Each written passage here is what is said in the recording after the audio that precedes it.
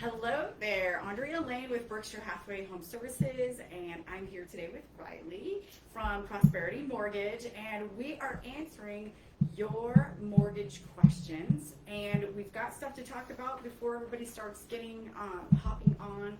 I know this is close to lunch hour, so everybody's just kind of sitting down and getting into their routine or getting ready for stuff. So we wanted to talk a little bit about mortgages today, about refinancing, about rates, just kind of the basics to getting all those things together. So first, I'm going to let Riley introduce himself. Well, thanks for having me on. Yeah. My name is Riley Sidlick.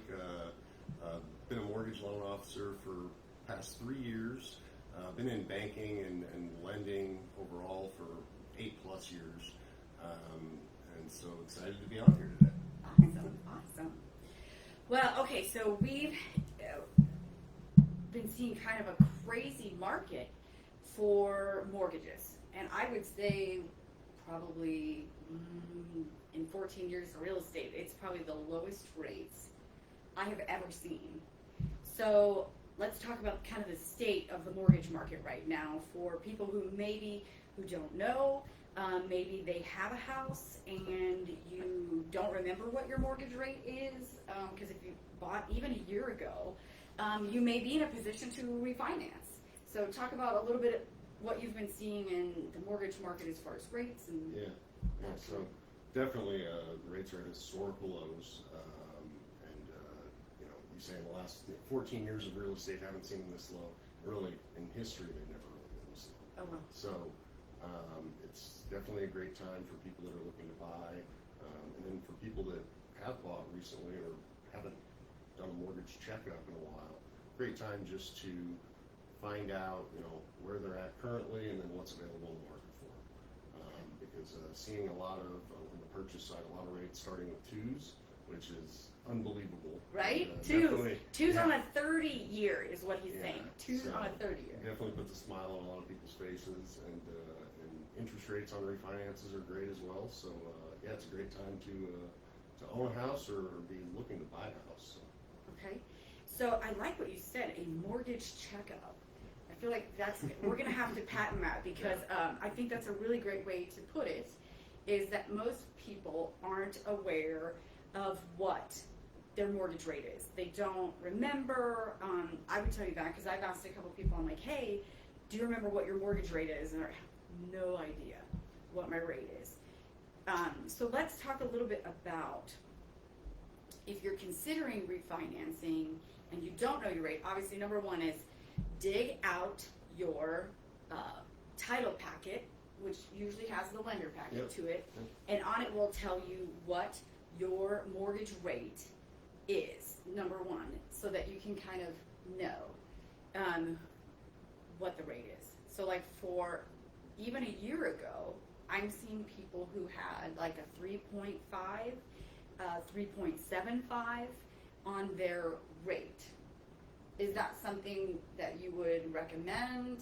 I guess I'll back up a step here. Okay. You said mortgage checkup. That's really not what I call it to my clients, the people I work with. I call it an annual mortgage planning review. Mortgage checkup is easier. but when you think about it, you meet your CPA once a year to Sure. handle your taxes. If you have a financial advisor, a good one, you meet with them or at least have a conversation with them once a year. Mortgage for almost everybody is their biggest liability. Okay. So I think having at least once a year, just having a professional take a review of it, go over kind of a needs analysis. What's changed in your life?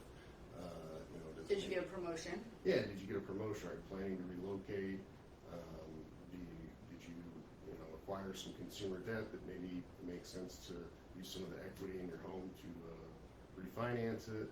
I think it's just a good overall practice to do for everybody out there. Okay.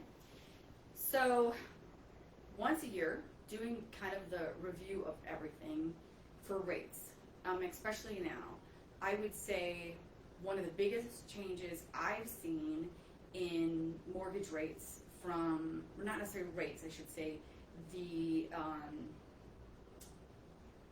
rules, so to speak, of mortgages that I run into that most people didn't realize they do an FHA loan, and they've done it within the past, say, 5 years, and they don't realize that mortgage rates don't, or the PMI on an FHA does not drop off now when you hit 20% on your loan. So I would say that is probably a big one, that if you have an FHA loan currently, and you're even kind of thinking about it, that you have the opportunity to refinance it and drop that PMI off possibly. Yeah, so I mean, you bring up a great point. So going from taking people from an FHA loan where, and let's just say that their current rate on their FHA loan is 3%. Okay. And they can refinance at, let's say, 3% again. Okay. Well, maybe there's no interest rate reduction, but if they can do that, drop the private mortgage insurance, let's say it's $100 a month, it's $1,200 a year savings. So, yeah, even things like that, make sense to at least contact somebody and have them review it, go over it, because it's a way that you can save quite a bit of money in the long term. So, yeah, $1,200 is definitely quite a bit. So I'm going to add, I'm adding in comments so that everybody can kind of make sure that everything's working on our end for you guys to ask questions. Okay, so there's that. Look at that. Right? So, if you have questions, please feel free, and we're going to also make sure that you have our contact information so that you can ask us questions even after we're done here, because our goal is to give you enough information, but also to have you ask some questions later or follow up with us so that we can get a little more specific to your situation. So with rates right now, let's talk about where were they this morning? Did you take a view? Yeah, I did right before I came down. Let's see here. Yeah, so I mean, rates now again historical lows. 30-year fix is right around 2.875 with no points on purchase loans. 15 years down at 2.375. So anytime you can get a loan with an interest rate below 3%, that's definitely, I mean, that's as good as it gets. So to talk about points, because that's our jargon, and not everybody knows what is that, but you hear about it, you're like, oh, hey, are you paying points? And people may not know what that is. Describe to them what points. So discount points are a way to basically buy down your interest rate. So, say that the market rate today is 2.875. And what I mean by market rate is that you're not paying any additional fee to get that interest rate. Okay. If you're wanting a lower interest rate, you can definitely achieve that by paying a little bit extra up front. So in general terms of if you hear somebody say I paid a point or 1 point to lower my interest rate, that's 1% of the loan amount. Okay, so on a $200,000 loan, that'd be if you pay 1 point, it'd be $2,000 to buy that interest rate down. Okay. Explain, because I think another kind of misunderstanding is it's not a full point. Yep. Yeah. So, and you can go in between there as well. Okay. It doesn't have to be a full point to buy your interest rate down.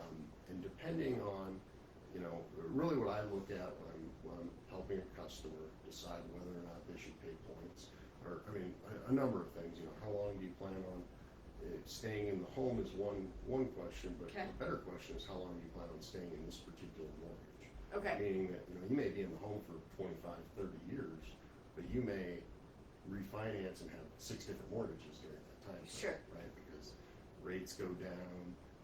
Not really having that conversation at the current moment because of how rates go down below the 2. But, change of circumstances in your life. Yeah, you might get a promotion. You might decide get married. You might get married. You might decide you want to pay the balance down more quickly. But a big thing when I'm helping somebody decide whether or not they should pay points is we talk about the repayment of that cost. So how long, you know, if it saves you by paying a point, let's say, Okay. you know, $25 a month, how long, how many months do you need to be in that mortgage for to basically have the lower interest rate that you achieve by paying the additional upfront cost Okay. be fully realized, right? Sure. So how long, if I'm going to buy down my rate, number one, how much do I save per month Yeah. on my monthly payment? Mhm. And then, yes, I'm saving, let's say $25 a month, but if I had to pay $3,000 to get it, it's going to take me more than 7 years, let's say, to pay that back. So is it cost effective Yep. for me to do that or to stay in the current mortgage that I'm at? Yep, Okay. and I mean, it's really, with the way that I do it and help people with it, breaking it down and putting them side by side. Okay. I mean, it's obvious to myself and the customer and to you that this option is the best option given the current circumstances, Sure. whatever it may be. Because you'll see, okay, well, yeah, this takes 7 years to repay. That's a long time Right. to recoup that money. Seems how the average person stays in their house anywhere from 5 to 7 years. Unless it's like a forever home, you're probably going to be changing houses. So, for example, one of my friends, we were talking mortgage rates last night, and she's like, oh, I'm in a 4%, which she's a perfect candidate to refinance right now.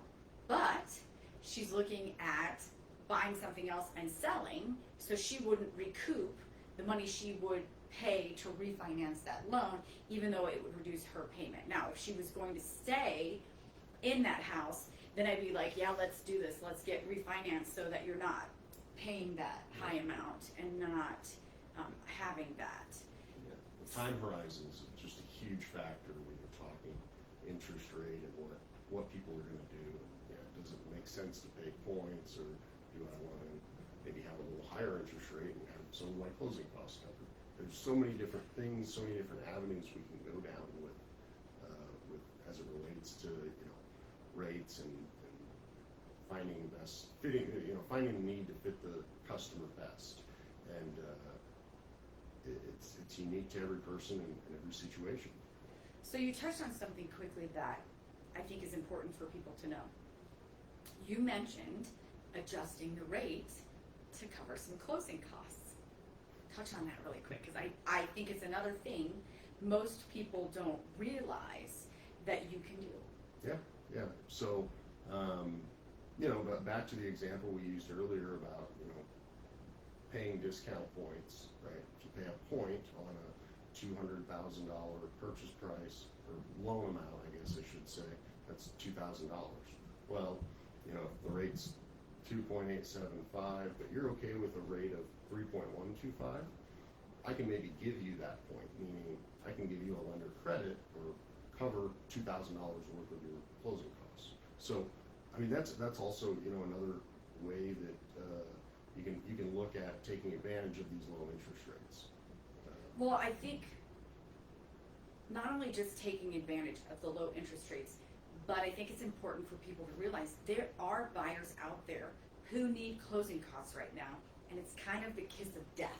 It's like, oh my gosh, you need closing costs? I'm never going to get my offer accepted. Yeah. You know, it's truth. It's happening right now, and so I don't think I've bumped into a bunch of buyers who are like, oh, we didn't know we could get a lender credit and that it might be able to offset some of those closing costs we need.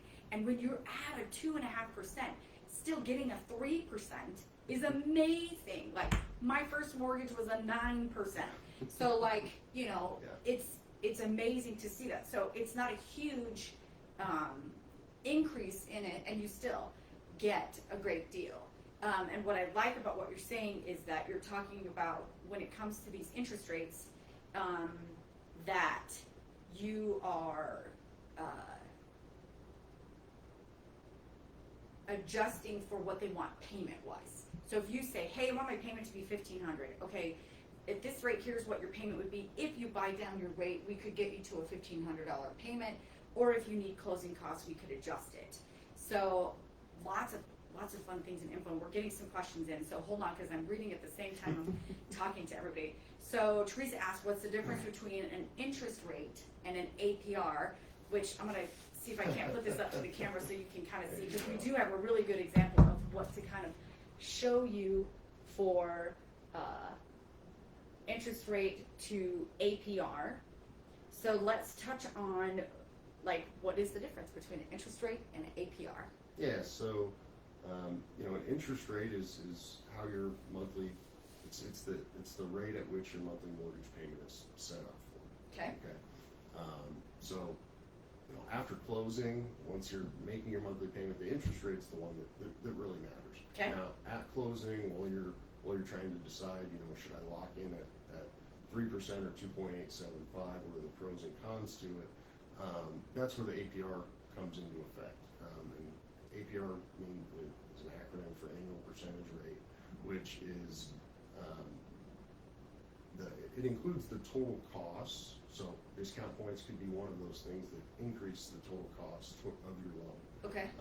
As well as the non-recurring closing costs, things like appraisal, lender underwriting, processing fee, things like that, title fees, any of those non-recurring costs that are associated with the transaction. Okay. So, okay. That's why typically you're going to see APRs are going to be higher than interest rates because there's costs associated. Other fees rolled into it. Exactly. Okay. Okay, so Deanne asked, asking for the credit, so the lender credits, is that something you have to ask for?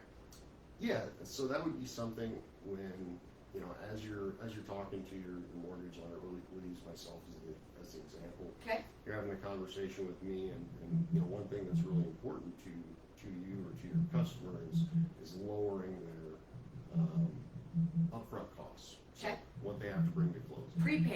Prepaids, things like that. Okay. So, that would be one thing that, when I'm working with somebody, if that's something that's very important to them, I give them an option at least and say, hey, here is an option that, you can bring a little bit less to closing because I'm going to cover 1,000, 2,000, whatever it is of your closing costs. Now your interest rate's slightly higher than what it would be if I didn't cover any of them. Sure. But you're getting that lower upfront cost, which in some people's case is a lot more important than maybe paying an extra $25, $30 a month on the payment. So I guess Dan, in some ways, to kind of answer that question is yes. Is ask them for the lender credit. And I always recommend asking for a little bit of a lender credit just to see, hey, number one, what can you do up front as a lender? What kind of credit can you give me to make that mortgage loan officer work for your business a little bit? Number two is obviously what he's saying is to get in the most depending on what you need. Is it you want them to help you cover some of your prepaids, those, like your insurance, your taxes, and so forth? Or are you in a position where you're like, hey, I got my money up front, but I want my interest rate to be lower, and then that credit could be applied towards points, etc., instead of having it go towards your prepaids and closing costs. So for those of you who have maybe not gotten into a mortgage, a prepaid is essentially the items that have to get paid ahead of time for the mortgage to be underwritten, like insurance, because they want to make sure that, if we don't have a tornado tomorrow before your deal closes, that your house is covered in, and we're not having to worry about replacement on a wild side. Carrie asked, is it better to get a 15-year loan over a 30-year loan? Which I think is a very interesting question right now, because I think historically that has changed significantly right now. Because before, to get a 2% interest rate, you had to be in a 15-year loan over a 30-year loan. And right now, we're seeing those two rates be very similar. Again, it's specific to the customer and their needs. On a 15-year loan, you're going to pay the least amount of interest over time. Right, because it's a shorter period of time. Yep. Right. The disadvantage is your monthly payment's higher than if you had a 30-year loan. So, balancing that, I mean, now in the world we live in, there's people that are, furloughed or losing their jobs and things like that. Sure. And so, it's definitely a good question, a very good question. So, I mean, to answer it, yeah, 15-year loan, you're gonna pay the least amount over time on that loan, but each month your payment's gonna be higher. So 30 for some people, would you say if your monthly payment is a factor, like if you want that payment to be lower because it doesn't have a prepayment penalty, Okay. so you can always make an additional principal and interest payment to your lender, where you send a payment to them and you direct it only to the principal amount and it pays down that rate, correct? Correct. Or pays down your interest because you're shortening the loan, therefore you're not paying as much interest, but then you're not under that confines of having that high monthly payment that 15-year gives you. Yeah. So, and to your point, there's no prepayment penalties on, any loans. I mean, any that I'm gonna do anyway. So, if, with rates as low as they are, a 30-year is a good option as well because you can always pay it down quicker. So, you can pay it like a 15-year loan. Okay. And, the interest rate is a little higher on a 30 than on a 15 as you saw, but, so you won't pay it off in exactly 15 years, but if you pay it like a 15-year loan, you'll pay it off very close to just over 15 years. So to be closer, I was once told that if you take a 30-year and you make one extra principal and interest payment, that you are dropping it down to like a 20-year. Yeah, I want to say it's like you drop like 7 years off of it. Okay. One extra principal, one extra payment a year, so essentially 13 payments a year instead of 12. I believe it's 7 years you knock off. Okay. So So 23. how many payments? Because that's way too much math for me. How many payments would it take us to be closer to 15, like you're talking? Is that like 3 extra, or like? I know, right? We're doing math, like on the spot math. Yeah, I don't know without Okay. getting my calculator out and really Doing it. hammering Okay, out some so numbers. I don't want to say anything incorrect. no. Well, and what we'll do, Carrie, is we'll kind of look at more specific ones for you, so that we can see maybe if a 15-year is better on it. Now I know from a starting point, right now a 15-year is really close, because I'll bring those back up. The 15-year rate is really close to the 30-year rate. So, and that's on a new loan. But on a refi, that's where you see the difference. Make sure I can get that up there. Is on the refinance, a 15-year does have a much lower rate than a 30-year loan. So that also would be a factor, I think, for most people, is kind of deciding is that if you're refinancing into a 15-year over a 30-year, which would be a better balancing game for it.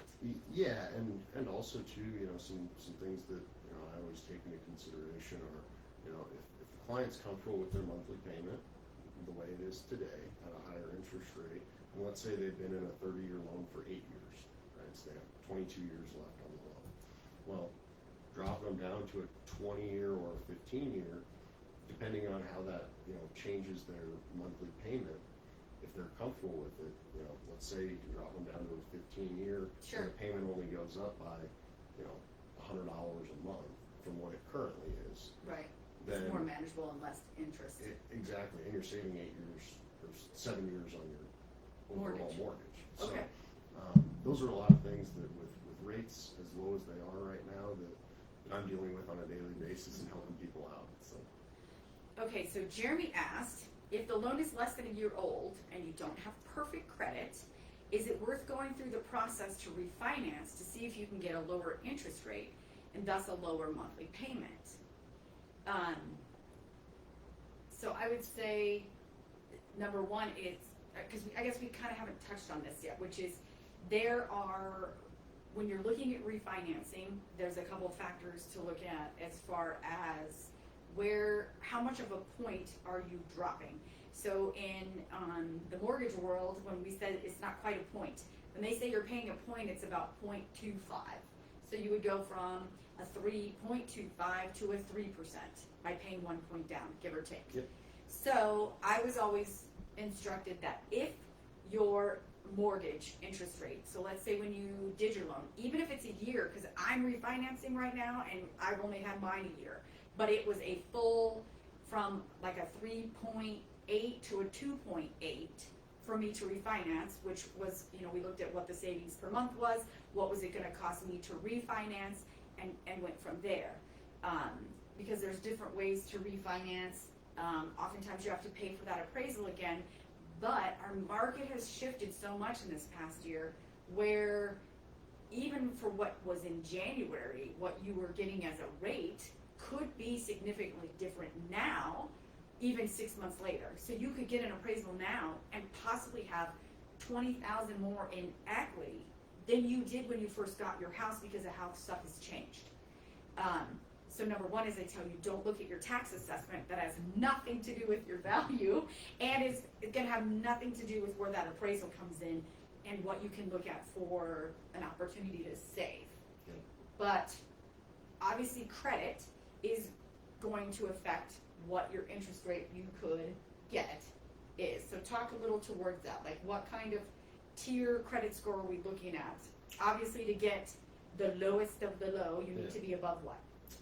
740 is typically, anything 740 or above, you're going to get the best pricing or best interest rates that we have and anybody has available. Okay.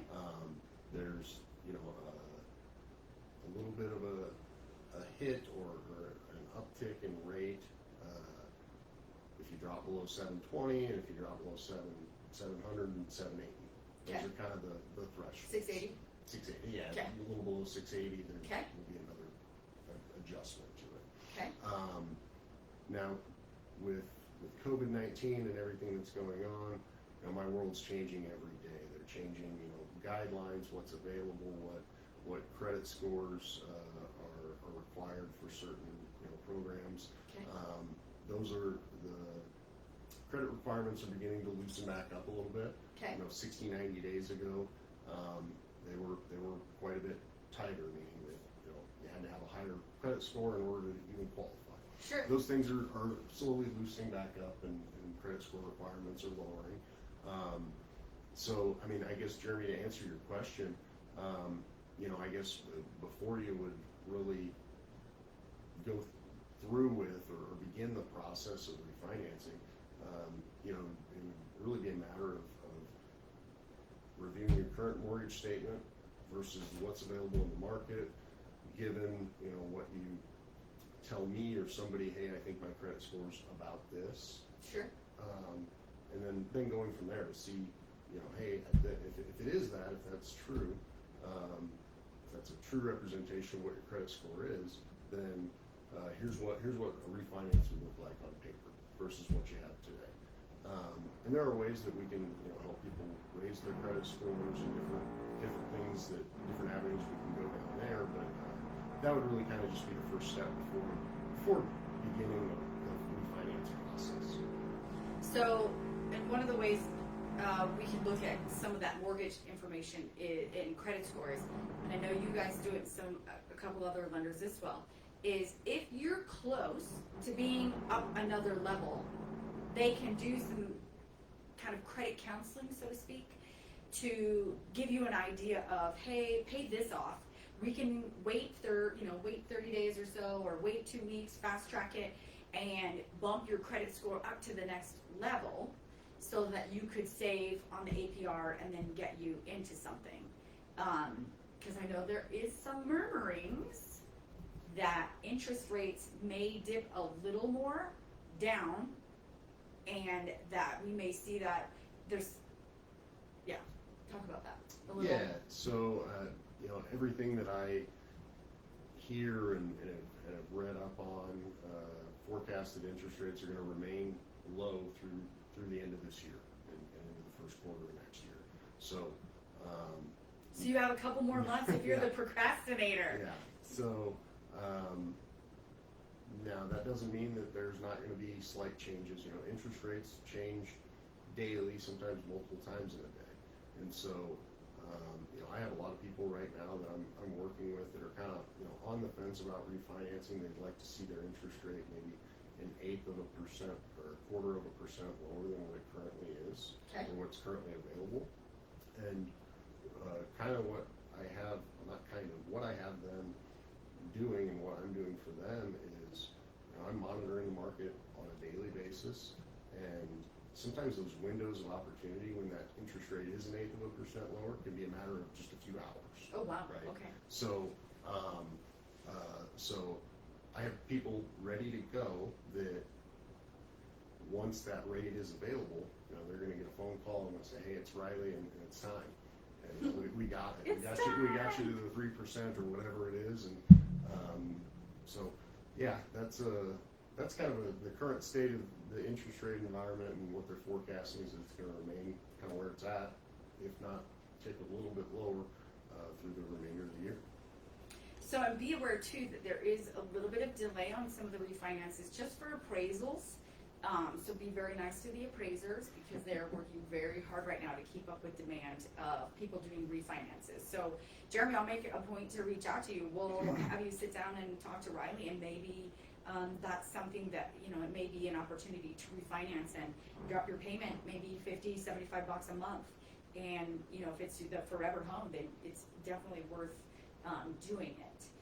Guillermo jumped on, should I make any big purchases while I'm in the loan process? He says, if you know my answer to this one. One of the things that I give my clients when they're doing, out looking at homes and so forth, are the things not to do. And big purchases are one of the big no-nos, because it can affect your debt to income ratio, which is part of the whole process of getting your loan and getting your interest rate and how you qualify. So, because I know that's kind of our lingo, debt is like what you pay on, what your monthly recurring charges are, and so your money coming in and the money going out has a percentage.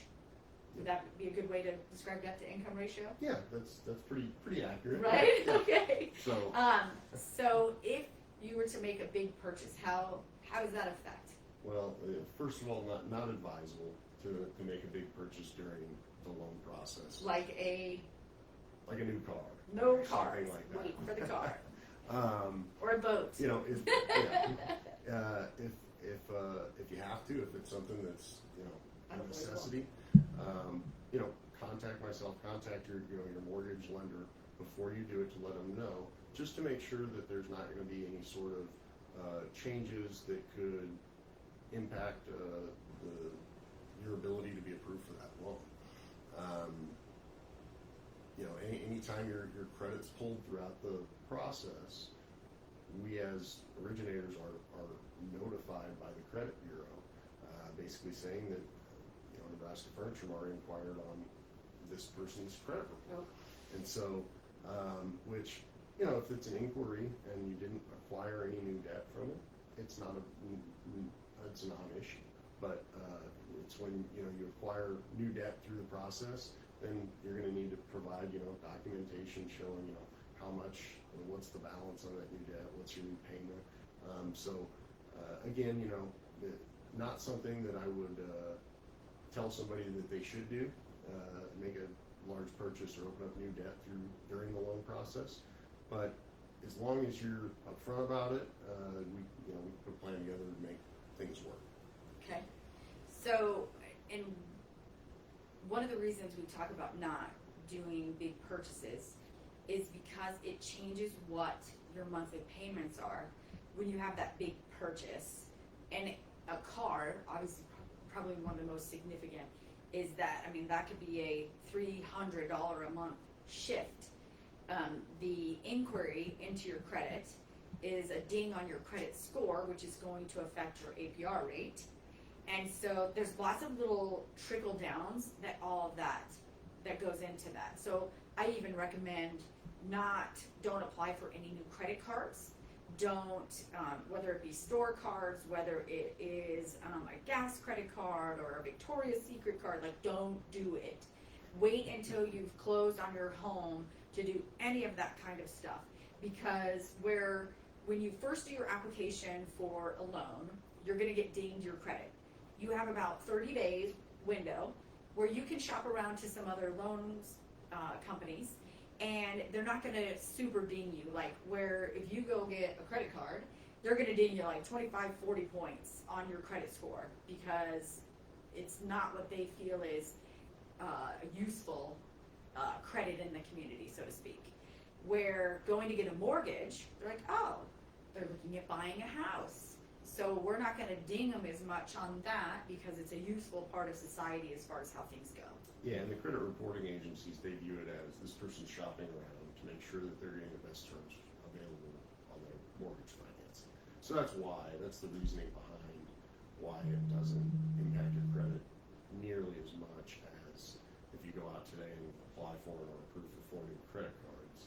Because the credit reporting agencies view that as, okay, well, this person is in need of cash. Right. So maybe there's something else going on into that more adversely affects your credit.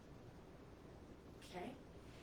So we're actually a little over our time, and we have great questions and ways to follow up with you. Writings information is on my Facebook page as well as my contact information, and so feel free to reach out to either of us, and we will happily help you through the loan process as well as help you into the refinance process. And so even if you bought as early as a year ago, you may be able to save $75, $80 a month on refinancing and the cost of refinance. Let's talk about just really quick, because I know I'm over time, but I want to give you a few things. What is the average cost of refinance? So, back to the example, let's say a $200,000 loan amount on a refinance. There's really kind of different buckets that costs go into for closing costs. You mentioned the prepaids earlier, things like taxes and homeowners insurance. The hard costs, though, things like title work, your underwriting and processing fee, appraisal, those hard costs on a $200,000 refinance, somewhere between, I'd say, $2,200 to $3,000, Okay. give or take. And on some refinances, we don't even necessarily need an appraisal, depending on the loan to value, the value of your home versus what you owe on it, and if there's enough market data out there to support the value that you say that your home is worth this, then there's a chance that we may not need an appraisal. So. And VA is another loan program where oftentimes there are, you don't have to do an appraisal, or you can roll in your closing costs into the loan on a refinance of a VA loan.